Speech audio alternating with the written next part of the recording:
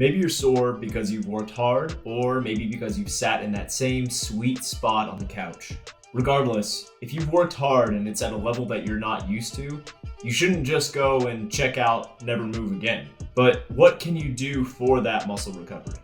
It's the Coach Zoe you know, and you might have severe delayed onset muscle soreness, which spells out the commonly known acronym DOMS. But how do you recover the day after? I mean, don't you just stretch?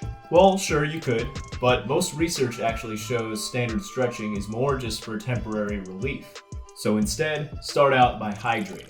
Dehydration only hinders your recovery by slowing your digestion of healthy nutrients that your muscles require, and slows your protein synthesis, or proteins repairing of your muscle fibers.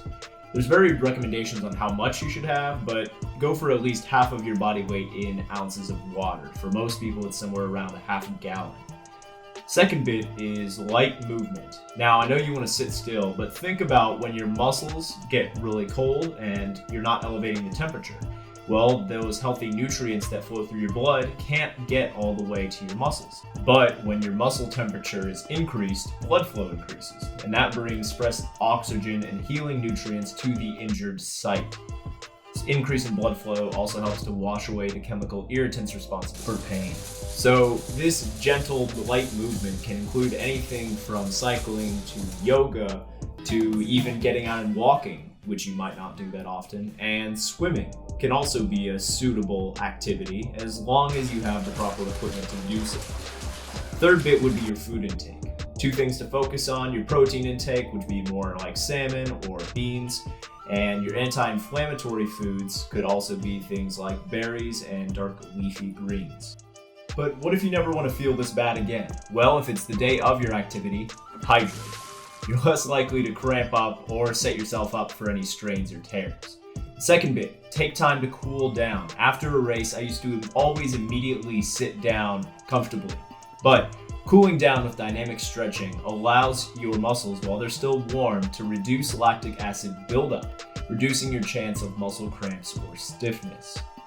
The next bit you'll want to try later on is hot and cold therapy. Now, this can include things like cycling your showers from hot water to that cold water and then back to hot again. But the main area we're going to focus on is cold water immersion, which spells out the well-known acronym. Say it with me, class. QUI. Wait, It's not even an acronym. That doesn't even make sense. Boo! Oh yeah. Whew.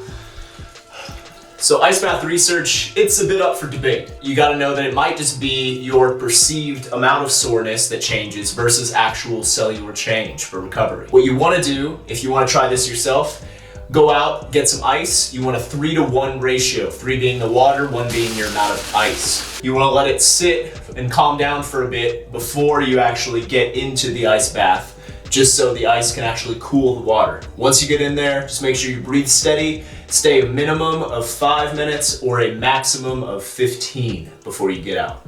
The final bit is massage. This can be done on yourself or provided by someone with more experience. While it won't immediately return you to peak strength or range of motion, Massages 2 to 6 hours after exercise have shown a significant decrease in your feeling of DOMS.